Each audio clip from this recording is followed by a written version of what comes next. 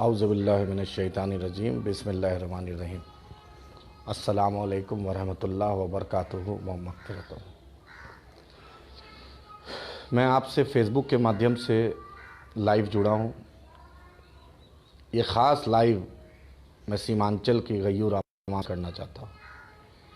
मैं सीमांचल की इस ज़रख़ेज़ मिट्टी से हमारा रिश्ता है और सीमांचल से हमारा रिश्ता है। कन कन जन जन का सीमांचल से मेरा रिश्ता है। हमारे आबो अजदाद का इस सरज़मीं से रिश्ता है। हमारे आबो अजदाद ने वतन अज़ीज़ हिंदुस्तान को आज़ाद कराने में बड़ी मेहनत की, बड़ी कुर्बानियाँ दी और बहुत ही जद्दोजहद किया है। इसलिए सीमांचल की गयूर अवाम, चाहे वो कटिहार हो, चाहे वो पूर्णिया हो, चाहे वो अररिया हो, चाहे वो किशनगंज हो, चाहे वो कोचा धामन हो, चाहे बहादुरगंज हो, चाहे ठाकुरगंज हो, चाहे किशनगंज असेंबली हो, चाहे जोकी हो, चाहे नरपतगंज हो, चाहे सिकटी हो, चाहे फारबिसगंज हो, चाहे अररिया हो, चाहे पलासी हो, चाहे रानीगंज हो, चाहे धमदा हो, चाहे कस्बा हो, चाहे रुपौली हो, चाहे पूर्णिया हो, चाहे कोड़ा हो, चाहे बरारी हो, चाहे मनिहारी हो, चाहे प्राणपुर हो, चाहे कदवा हो, चाहे बलरामपुर। इस 24 जो असेंबली सीट है, हल्का है, मैं उसकी आवाम से और लगभग 39 ब्लॉक है इस इलाके में, इस सीमांचल की जो मुक़द्दस सरज़मीं पे, आपसे सिर्फ यही मुअद्दबाना अपील करना चाहता हूँ, एक गुजारिश आपसे करना चाहता हूँ, एक इल्तिजा आपसे करना चाहता हूँ, एक निवेदन आपसे करना चाहता हूँ, एक रिक्वेस्ट आपके सामने रख रहा हूँ कि हिंदुस्तान की तारीख़ में 72 साल आज़ादी को हो गए। वतन अज़ीज़ हिंदुस्तान भारत की आज़ादी 15 अगस्त 1947 को हुई थी और अल्हम्दुलिल्लाह आज 72 साल वतन अज़ीज़ को आज़ादी हुए हो गए हैं। और डेमोक्रेसी में, वाइब्रेंट डेमोक्रेसी में, लोकतंत्र में जो हमारी नुमाइंदगी करते हैं पटना हो या दिल्ली में, उनके एक अहम रोल रहता है। लेकिन अफसोस वक्त के हुक्मरानों ने सीमांचल के साथ, हमारी सरज़मीं के साथ, हमारे इलाके के साथ नाइंसाफ़ी ही नाइंसाफ़ी की है। चाहे पटना में बैठी किसी की भी सरकार हो, चाहे दिल्ली में बैठी किसी की भी सरकार हो, सब ने हमारे साथ नाइंसाफ़ी की। याद रखिएगा, अपने इलाके के लोग आप हैं, चाहे अमोर हो, बायसी हो, डगरवा हो, रौटा हो, बरारी हो, समेली हो, कोचा दामन पोठिया हो, टेरागाछ छतरगाछ हो, नरपतगंज हो, जोकी हो, श्रीनगर हो, जलालगढ़ हो, ये सब से हमारे लोग हैं।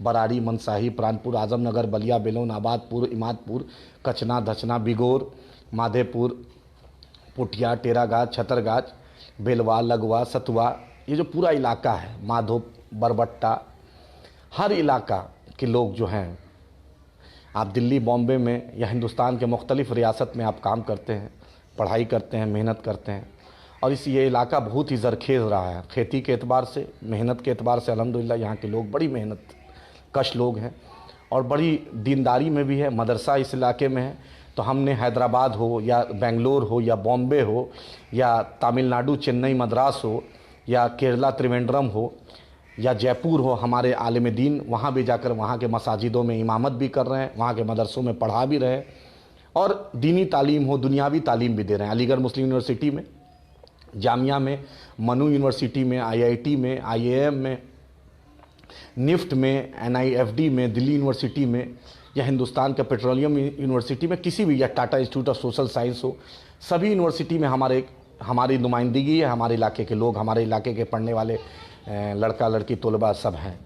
लेकिन ये याद रखिए, पहली बार अगर सीमांचल वर्ड, सीमांचल हिंदुस्तान के डोमेन में आया, हिंदुस्तान के राजनीतिक हलके में आया, तो जनाब मरहूम तस्लीमुद्दीन साहब की देन है। तस्लीमुद्दीन साहब का जब भी नाम आता है तो सीमांचल से उनका रिश्ता, चाहे पटना में आप बैठिए, अगर सीमांचल पर चर्चा कीजिए तो तस्लीमुद्दीन साहब का नाम आता है। अगर आप दिल्ली में बैठे हैं, सीमांचल पे बात होगी तो तस्लीमुद्दीन साहब के बिना वो सीमांचल अधूरा है। उस आदमी का ख्वाब था एक बेहतर सीमांचल बने, एक विकसित सीमांचल बने और अल्लाह उनको जन्नत दे, उस आदमी की कुर्बानी। और जब मैं उनका इंटरव्यू सुनता हूँ, जब उनके जज्बात देखता हूँ, इत्तफाक से कभी कभी बैठने का भी सोबत मिला, जो लास्ट मोमेंट पे भी मैं उनसे रब्ता किया था, मुझे याद है उन्होंने कहा था कि आदिल, सीमांचल के लिए बेटा कुछ करो। एक उस आदमी में जज्बा था। एक एक ब्लॉक, पंचायत का नाम याद रहता, रोड, सड़क पता वो शख्स बतला देते थे, किस तरफ से प्रधानमंत्री सड़क जाता है, किस तरफ से स्टेट हाईवे जाता है, किस तरफ से नेशनल हाईवे जाता है। ये तस्लीमुद्दीन साहब ने बहुत बड़ी अल्लाह ने सलाहियत दी थी।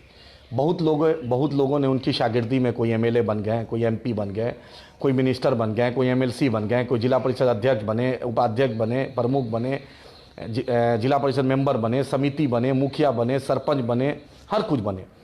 लेकिन अगर उसके बाद पहली बार हिंदुस्तान के नक्शे में और दुनिया के नक्शे में अगर किसी ने इस आवाज़ में सदा लगाई तो उसका नाम जनाब बैरिस्टर असदुद्दीन ओवैसी साहब।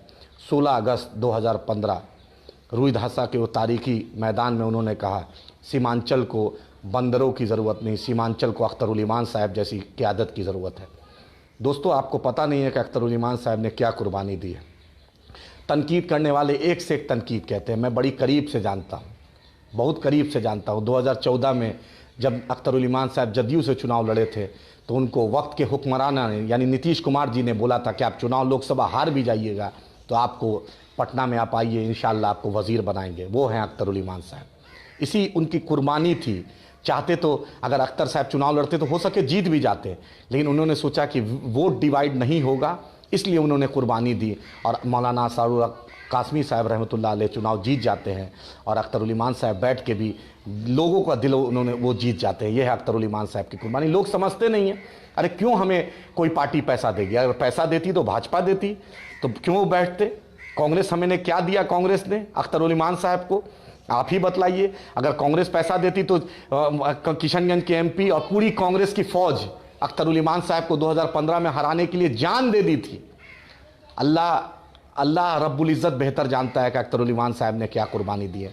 और मैं शुक्रगुज़ार हूँ अपने रब का, शुक्रगुज़ार हूँ अपने अल्लाह रब्बुल इज़्ज़त का, और शुक्रगुज़ार हूँ बैरिस्टर असदुद्दीन ओवैसी साहब का, अकबर ओवैसी साहब का, कि उन्होंने बिहार में मजलिस इत्तेहादुल मुस्लिमीन एक ऐसी क़यादत को दिया है जिसका नाम अख्तरुल ईमान साहब है। उसके बाद 2015 में लालू जी का कॉल आया, जिसको नहीं पता है मैं उनको बताता हूँ। लालू जी बोलते हैं, आ जाओ अख्तर साहब, सीमांचल संभालो, मुझे तुमसे कोई दिक्कत नहीं।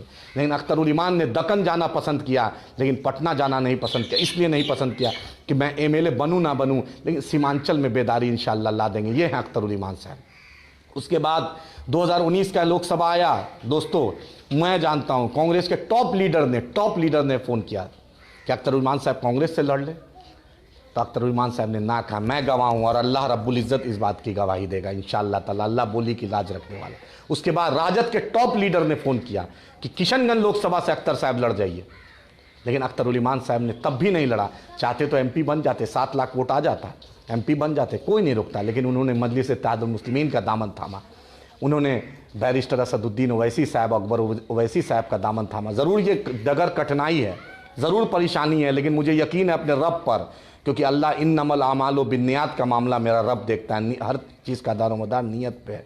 मुझे अल्लाह पर भरोसा है और अल्लाह बोली की लाज रखने वाला है। जब इन नीयत अच्छी होती है तो गैब से मदद आती है, अल्लाह की मदद आएगी इंशाअल्लाह। अख्तरुल ईमान साहब की कुर्बानी, वक्त का आने वाली पीढ़ी, आने वाला नस्ल इस बात को याद रखेगा कि अख्तरुल ईमान साहब ने क्या कुर्बानी दी थी। दोस्तों, विधानसभा चुनाव आने वाला है। पहली बार एक क़यादत बैरिस्टर असदुद्दीन ओवैसी साहब, अकबर ओवैसी साहब और अख्तरुल ईमान साहब की जोड़ी आपके सीमांचल के दर दर इलाके में घूम रही है और एक ही क़यादत, एक ही बात बोल रही, आओ इत्तेहाद का पैगाम दो सीमांचल के लोगों।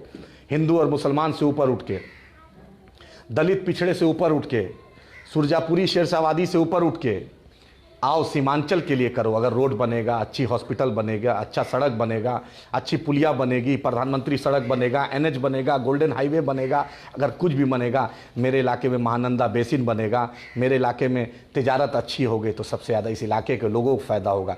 हिंदू और मुसलमान के बुनियाद पर इलाके को फ़ायदा नहीं होगा। मेरे दोस्त, आपने सबको देखा है, 40 साल आपने कांग्रेस की हुक्मरानी देखी, 40 साल कम नहीं होता है मेरे दोस्त। जाकर पटना को देखो, चमचमाता है। 5 मेडिकल कॉलेज है, हॉस्पिटल है पटना में, PMCH, NMCH, IGMS, Indira Gandhi institute, AIIMS भी खुलता है पटना में, लेबर मिनिस्ट्री का भी हॉस्पिटल खुलता है तो पटना में खुलता है। लेकिन इतना बड़ा जरखेज़ इलाका, लगभग 70 लाख से ऊपर की आबादी, कटिहार, पूर्णिया, अररिया, किशनगंज, मैं खगड़िया को और सहरसा सुपौल को भी ले लेता हूँ, इतनी बड़ी आबादी, बतलाओ एक बड़ा हॉस्पिटल नहीं है। तो शुक्र मनाएं कटिहार मेडिकल कॉलेज का और माता गुजरी है हॉस्पिटल का कि उन लोग में हमारे लोग का इलाज होता था। लेकिन पटना के हुक्मरानी ने कुछ नहीं दी, हमें कुछ नहीं दी मेरे दोस्त, सिर्फ हमारा इस्तेहसाल किया, एक्सप्लॉयटेशन किया। हमारे साथ सिर्फ नाइंसाफ़ी हुई है। आप सोचिए कि रांची में 300 किलोमीटर दूर पर रांची में हाईकोर्ट बेंच हो जाता है, रांची में सेक्रेटेरिएट लगता है, रांची में असेंबली सेशन होता था, लेकिन पूर्णिया 400 किलोमीटर दूर है मेरे भाई। कोई पूछने वाला नहीं है इस पूर्णिया को, कोई पूछने वाला नहीं है इस इलाके को। आज बैरिस्टर असदुद्दीन ओवैसी साहब की चाहत बंगाल हो, राजस्थान हो, जम्मू कश्मीर हो, गुजरात हो, हज़ारों लोग फ़ोन करते हैं कि सदर साहब आ जाइए। ये सीमांचल की गयूर अवाम की मोहब्बत और शफ़क़त है। इस इलाके में अल्लाह ने ख़ास रहम किया, अल्लाह रब्बुल इज़्ज़त ने, कि बैरिस्टर असदुद्दीन ओवैसी साहब को और अकबर साहब को अपनी मसरूफ़ियत को छोड़कर, अपनी बिजी शेड्यूल को छोड़कर सीमांचल आके करते हैं और सीमांचल में अपना एक लंबा अरसा देते हैं। बार बार अपने तकरीर में सीमांचल बोलते हैं, पार्लियामेंट में सीमांचल की आवाज़ उठाते हैं, आपके एएमयू किशनगंज की आवाज़ उठाते हैं, आपके महानंदा बेसिन की आवाज़ उठाते हैं, आपके सुरजापुरी रिजर्वेशन की आवाज़ उठाते हैं, आपके बाढ़ के मुद्दा उठाते हैं, आपके पासमंदगी का मुद्दा उठाते हैं, आपके इलाके का स्पेशल स्टेटस सीमांचल की आवाज़ बैरिस्टर साहब उठाते हैं, आपके इलाके का स्पेशल पैकेज की बात बैरिस्टर साहब इकोनॉमिक पैकेज की उठाते हैं। अकबर साहब ने जब 2017 में बाढ़ आया था मेरे दोस्त, तो किसने अपना मेडिकल टीम भेजा था? यही अकबर ओवैसी साहब ने भेजा था। याद रखिए, आदिल हसन जिंदा रहे कि नहीं रहे, लेकिन याद रखिए, अगर आप अब भी नहीं जगिएगा तो आने वाली नस्ल आपको माफ़ नहीं करेगी। हम आदिल हसन या अख्तरुल ईमान साहब सिर्फ एमएलए एमपी बनने नहीं हैं, आप बन जाइए एमएलए एमपी, लेकिन मुत्तहिद होइए, अपने इलाके की पासमंदगी को दूर करने के लिए एक होइए। वक्त के हुक्मरानों से सवाल कीजिए कि महानंदा बेसिन का क्या हुआ, मेरे इलाके में यूनिवर्सिटी क्यों नहीं है, मेरे इलाके में गवर्नमेंट मेडिकल कॉलेज क्यों नहीं है, मेरे इलाके में गवर्नमेंट इंजीनियरिंग कॉलेज क्यों नहीं है, मेरे इलाके में रेल कारखाना क्यों नहीं है, मेरे इलाके में पहिया का कारखाना क्यों नहीं है, सिर्फ नालंदा में क्यों खुलेगा, सिर्फ छपरा में क्यों खुलेगा, सिर्फ मधेपुरा में क्यों खुलेगा? अरे इस कटिहार, पूर्णिया, अररिया, किशनगंज में भी तो खुल जाए। सबसे ज़्यादा माइग्रेंट अगर है तो अररिया में है, अररिया से लोग थे। जाके अभी लॉकडाउन का स्थिति था, दिल से पूछिए हाथ रखकर, कटिहार, पूर्णिया, अररिया, किशनगंज के लोग, बलरामपुर, बारसोई, कोचा दामन, डगरवा, अमोर, राउटा, बैसी, छतरगाट, टेरागाज, पोठिया, रानीगंज, नरपतगंज, बनबनकी, बरारी, कोढ़ा, आजमनगर, प्राणपुर के लोग, ज़रा दिल पर सबसे ज़्यादा आपके इलाके के लोग, दिल्ली, बॉम्बे, गुड़गांव, विशाखापट्टनम, लद्दाख तक आपके लोग थे, केरला तक आपके लोग फंसे, कोई पूछने वाला नहीं था। लेकिन हैदराबाद में बैरिस्टर असदुद्दीन ओवैसी साहब, अकबर साहब की क़यादत थी, उन्होंने इतना बेहतरीन इंतज़ाम किया था। आज बतलाइए कि आज आपके घर में बाढ़ आ रहा है, आज आपके घर में बाढ़ आ रहा है, कौन पूछने वाला है? कौन पटना का वो हुक्मरान पूछने वाला है? कौन दिल्ली का हुक्मरान पूछने वाला है? सिर्फ वोट के लिए आपके पास आता है। मुझे एमएलए एमपी बनने का शौक़ नहीं है। आपके इलाके में जब बदहाली, आपकी सड़कें टूटी हुई है, आपके इलाके में, आपके खेतों में, आपके घरों में पानी घुस रहा है, आपके यहाँ हॉस्पिटल में सांप जब कट जाता है तो दवा नहीं है, आपकी अहलिया, आपकी बहन, आपकी माँ जब डॉक्टर के यहाँ जाती है तो हॉस्पिटल में लेडीज़ डॉक्टर नहीं रहता है, हमें सिल्लीगुड़ी जाना पड़ता है, हमें पटना जाना पड़ता है, भागलपुर जाना पड़ता है, हमारे इलाके में डॉक्टर इंजीनियर नहीं है। जब हमारा एमपी जीत के जाता है तो शरीयत पर हमारे एमपी को बोलने नहीं दिया जाता है। ये हमारे साथ नाइंसाफ़ी हुई है। पटना में जो सरकार है सिर्फ वोट लेना जानती है। नौजवानों याद रखिएगा, आपके साथ उस नाइंसाफ़ी करना जानती है। 72 साल हो गए आपके साथ नाइंसाफ़ी हुई है। आपको क्या मिला रात में सोचिए, जब सोने जाइए या अकेले में रहिए 10 मिनट सोचिए कि आपको क्या दिया। लॉलीपॉप दिया है, लॉलीपॉप।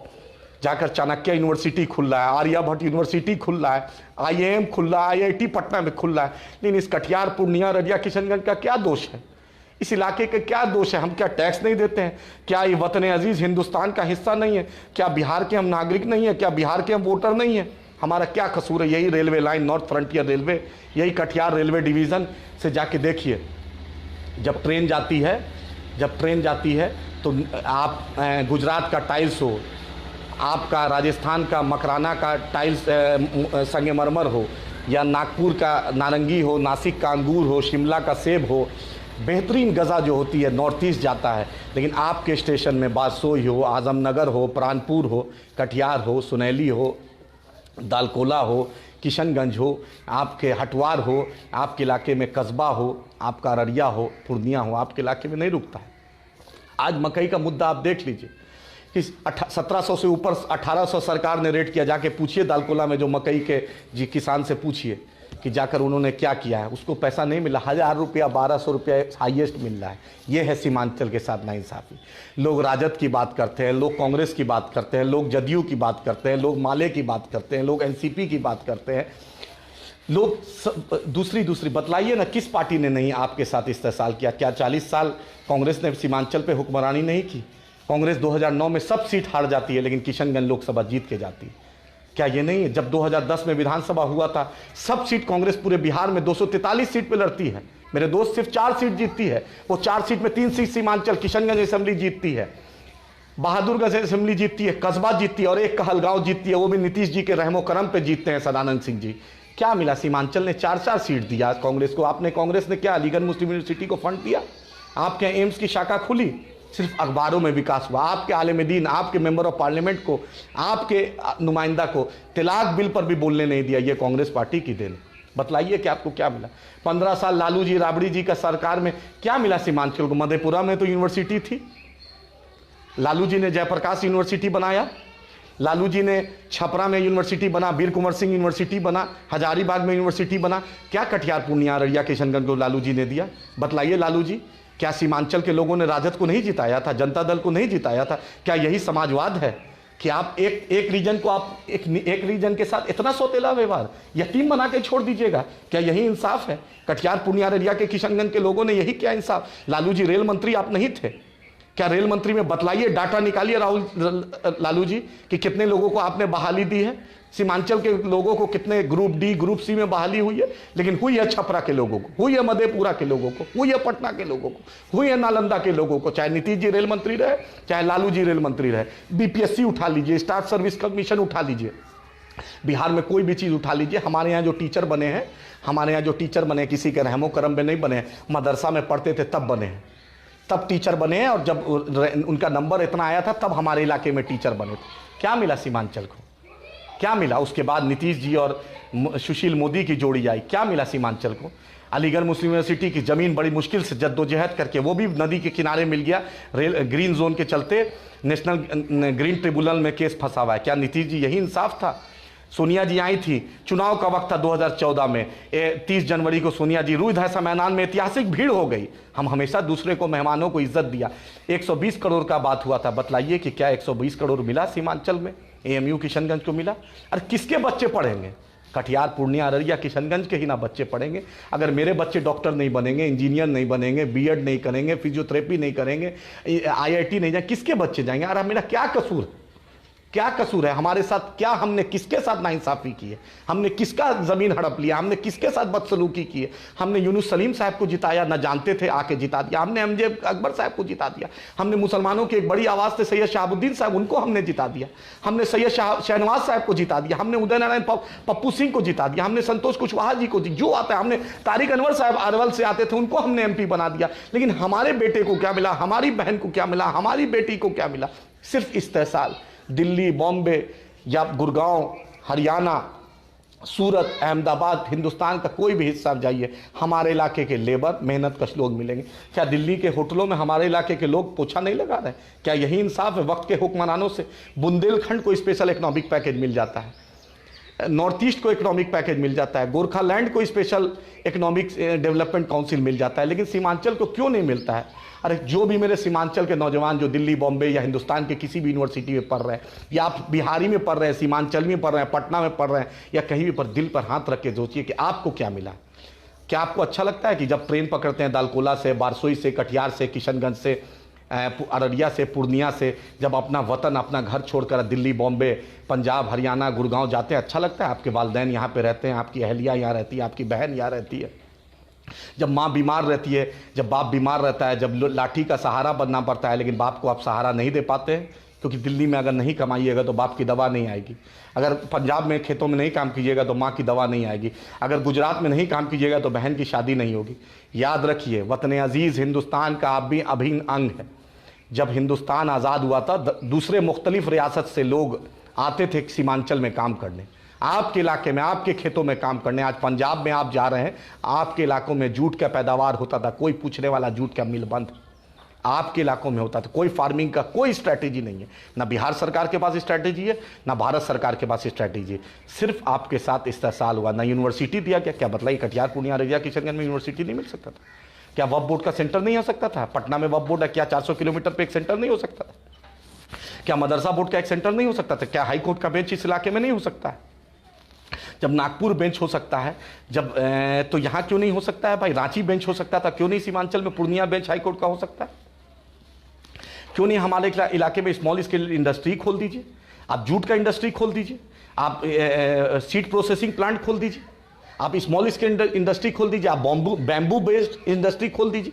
क्या आसाम में बैम्बू हो सकता है? आप कॉटन, उसका कपड़े का कुछ इंडस्ट्री खोलिए, पावरलूम इंडस्ट्री खोलिए, ताकि इलाके में कुछ हो सके। क्या मिला? आपके यहाँ हॉस्पिटल नहीं मिल सकता था क्या? लोग समझ, मेरे सीमांचल की आवाम से बोलना चाहता हूँ, असदुद्दीन ओवैसी साहब, अकबर साहब यहाँ से एमएलए एमपी नहीं बनने आए, आपको एमएलए एमपी बने आए हैं। यहाँ के प्रदीप कुमार को, यहाँ के न्याज साहब को, यहाँ के इमरान साहब को, यहाँ के सुनील उरांव जी को, यहाँ का गीता कुस्कू जी को, यहाँ के पप्पू खान साहब को, यहाँ के उदय सिंह को एमपी एमएलए बनाना चाहते हैं, ताकि वक्त के हुक्मरानों से, पटना हो या दिल्ली हो, आंख से आंख मिलाकर बात कीजिए। इसलिए बैरिस्टर असदुद्दीन ओवैसी साहब ने इसकी आदत को यहाँ पर दिया। और अख्तर ईमान साहब जैसा, याद रखना मेरे गयूर अवाम, मैं दुनिया में रहूं या नहीं रहूं, क्योंकि कुल्लो नफ्सिल ज़ायक़तुल मौत पे मेरा ईमान है, जाना बरहक है इंशाअल्लाह ताला। लेकिन अख्तर ईमान साहब जैसी क़यादत आपको बिहार में नहीं मिलेगी, इंजीनियर आफ्ताब साहब जैसी क़यादत आपको नहीं मिलेगी। आपको एक ऐसी बेबाक क़यादत मिली है जो आप अब भी एहसास कीजिए, रात के अंधेरों में सोचिए, दिन के उजालों में सोचिए कि इतनी बड़ी क़यादत नहीं मिलेगी। उस क़यादत पे बैरिस्टर असदुद्दीन ओवैसी साहब और अकबर ओवैसी साहब की सरपरस्ती है। अभी भी वक्त है, वक्त बहुत नाजुक है। जिंदा कौम 5 साल नहीं इंतज़ार करती है। जिस पंचायत में है, जिस ब्लॉक में है, जिस वार्ड में है, जिस जिला में है, एक ही पैगाम देना है, सीमांचल को स्पेशल स्टेटस मिले, बिहार को भी खुसूसी दर्जा मिले। हम मिथिलांचल से भी प्यार करते हैं, चंपारण से भी प्यार करते हैं, मगध से भी प्यार करते हैं, पटना से भी प्यार करते हैं, शाहबाद से भी प्यार करते हैं, लेकिन सीमांचल की हक तलफी हम बर्दाश्त नहीं करेंगे। आने वाली नस्ल को बोलकर इंशाअल्लाह जाएंगे कि तुम अपना हक लेना, मैं ज़िंदा रहूँ या नहीं रहूँ, लेकिन आने वाली नस्ल को ज़रूर एक पैगाम, छोटा सा भाई आपका पैगाम दे रहा है कि अपने हक के लिए ज़िंदा कौम 5 साल नहीं इंतज़ार करती है। अपने हक की आवाज़ उठाइए। मुक़द्दरात का फैसला अल्लाह करता है, आपका ईमान इन अल्लाह अला कुल्ले शैइन कदीर पे है। अगर फैसला अल्लाह रब्बुल इज़्ज़त के हाथ में, तो दुनिया की कोई ताकत आपको न झुका सकती है न डरा सकती है, क्योंकि अगर सिर झुकेगा तो अल्लाह के सामने झुकेगा, अगर हम डरेंगे तो सिर्फ अपने अल्लाह रब्बुल इज़्ज़त के सामने डरते हैं। दुनिया की कोई ताकत हमें न झुका सकती है न डरा सकती है। हम सीमांचल की लड़ाई लड़ने आए हैं, हम बिहार को एक अल्टरनेटिव पॉलिटिक्स देने आए हैं। हम गैर मुस्लिम भाइयों से भी, आदिवासी भाइयों से भी, दलित भाइयों से भी, महादलित भाइयों से भी, मैं हर सीमांचल वासियों से, हर नौजवानों से, हर महिलाओं से, हर बहनों से, हर माओं से, हर भाइयों से, हर मेहनतकश लोगों से, किसानों से, मजदूरों से, एडवोकेट, इंजीनियर, डॉक्टर, बिजनेसमैन, ताजिर, सभी सीमांचल के लोगों से कि वक्त बहुत अच्छा है, बहुत अच्छी फ़िज़ा चल रही है। आज हमारे आलिम दीन हमारे साथ है, आज मस्जिद का मेंबर आपके साथ है, हमारे साथ पुजारी भाई है, हमारे साथ बड़ा गैर मुस्लिम तबका हमारे साथ जुड़ रहा है। अभी वक्त है, जुड़ जाइए, आ जाइए सीमांचल की बदहाली को दूर करने के लिए। वक्त के 72 साल के फिरौनों के साथ लड़ने के लिए एक टीपू सुल्तान बैरिस्टर असदुद्दीन ओवैसी साहब की शक्ल में आ गया है। आ जाइए इंशाअल्लाह ताला, हम सीमांचल की आवाम को एक अल्टरनेटिव पॉलिटिक्स देंगे। हम सीमांचल में अपनी क़यादत खड़ा करेंगे, और जहाँ अमन होगा, जहाँ इंसाफ होगा, तो ज़रूर वहाँ तरक्की होगी। सब ने आपके साथ नाइंसाफ़ी की है, सब ने आपके साथ हक तलफी की है। वक्त इतना अच्छा है, आ जाइए सीमांचल की लड़ाई लड़ने। मैं नौजवानों से ख़ास कर बोलता हूँ, इतनी अच्छी क़यादत कभी नहीं मिलेगी मेरे भाई। एमएलए एमपी बनने का लालच नहीं है मेरे भाई, सिर्फ चाहते हैं कि बैरिस्टर असदुद्दीन ओवैसी साहब, अकबर साहब और अख्तर ईमान साहब और इंजीनियर आफ्ताब साहब की जो जोड़ी है, और डॉक्टर अमित कुमार की जो जोड़ी है, ये जोड़ी पूरे सीमांचल में पतंग पतंग पतंग पतंग कर दे। और फिर इंशाअल्लाह मिथिलांचल भी फतह करेंगे, चंपारण भी फतह करेंगे, मगध भी फतह करेंगे, पटना भी फतह करेंगे, शाहबाद भी फतह करेंगे। तो सीमांचल का जो खुसूसी दर्जा की लड़ाई है, उसमें हमारा साथ दीजिए। और सीमांचल को जो स्पेशल स्टेटस की लड़ाई है, इकनॉमिक पैकेज की लड़ाई है, हमारा साथ दीजिए। आइए सीमांचल के नौजवानों, 24 सीट पे भी फतह होंगे, और इंशाअल्लाह दूसरे जगह जहां लड़ेंगे वहां भी फतह होंगे, और नसरुल्लाह वल फतह करीब होगा इंशाअल्लाह। आइए सीमांचल मिल के हम लड़ें। और याद रखिए, आदिल हसन ज़िंदा रहे या नहीं रहे, लेकिन इस मुहिम में हमेशा बढ़ चढ़ के हिस्सा लीजिएगा। इस मुहिम में अपनी क़यादत को ज़रूर मजबूत कीजिएगा। ये आपकी क़यादत है, ये बैरिस्टर असदुद्दीन ओवैसी साहब, अकबर साहब की सरपरस्ती है। इस क़यादत को मजबूत कीजिए, और अख्तर ईमान साहब को मजबूत कीजिए, इंजीनियर आफ्ताब साहब को मजबूत कीजिए, कमरुल हुदा साहब को मजबूत कीजिए, इश्तियाक साहब को मजबूत कीजिए। अपने क़यादत को, अपने ऑर्गेनाइजेशन को, अपने लोग को मजबूत कीजिए। अपने छोटी छोटी बात पर डिफरेंस मत रखिए, छोटी छोटी बातों से नाइतफाकी बढ़ जाती है, मत रखिए। आइए एक बेहतर सीमांचल बनाने के लिए, एक बेहतर मुस्तकबिल के लिए। और जैसा कि कोरोना फैल रहा है, बिहार सरकार को नहीं चिंता है, भारत सरकार को चिंता नहीं है, कहाँ टेस्टिंग हो रहा है। आप अपना हिफाजत रखिए। मैं घर में बैठा हूँ इसलिए मास्क नहीं लगा रहा हूँ। आपके अच्छे हॉस्पिटल नहीं हैं, आपके अच्छे वेंटिलेटर नहीं हैं, तो अपने इलाके की बदहाली को दूर करने के लिए आपको खड़ा होना पड़ेगा। सोशल डिस्टेंसिंग का ख्याल रखिए, सैनिटाइज़र का इस्तेमाल कीजिए, मास्क का इस्तेमाल कीजिए, बेज़रूरत बाहर मत जाइए। सीमांचल को लेकिन ज़रूर इस खुसूसी दर्जा की लड़ाई में हमारा साथ दीजिए। इंशाअल्लाह आपको रुसवा नहीं होने देंगे। आपकी आने वाली नस्लों को ज़रूर मजलिस इत्तेहादुल मुस्लिमीन बैरिस्टर असदुद्दीन ओवैसी साहब और अख्तरुल ईमान साहब अकबर साहब की सरपरस्ती रही तो इंशाअल्लाह उस आने वाली नस्ल ज़रूर शुक्राना अदा करेगी। आ जाइए, सीमांचल की लड़ाई में हमारा साथ दीजिए। सीमांचल भी फतह करेंगे और इंशाअल्लाह बिहार में भी फतह करेंगे। जब शेरवानी जाएगी तो पटना में भी परेशानी इंशाअल्लाह होगी। आइए, वक्त के हुक्मरानों से आंख मिलाकर लड़ाई करेंगे, अपना हक लेंगे और सीमांचल को इकोनॉमिक पैकेज दिलवाएंगे, सीमांचल को स्पेशल स्टेटस दिलवाएंगे। मेरे साथ बढ़ेगा सीमांचल, बदलेगा सीमांचल मुहिम में जुड़िए और अपनी क़ियादत को मजबूत कीजिए। बहुत बहुत शुक्रिया, बहुत बहुत शुक्रिया। अस्सलाम वालेकुम, आदाब, नमस्कार। Please like and subscribe my YouTube channel.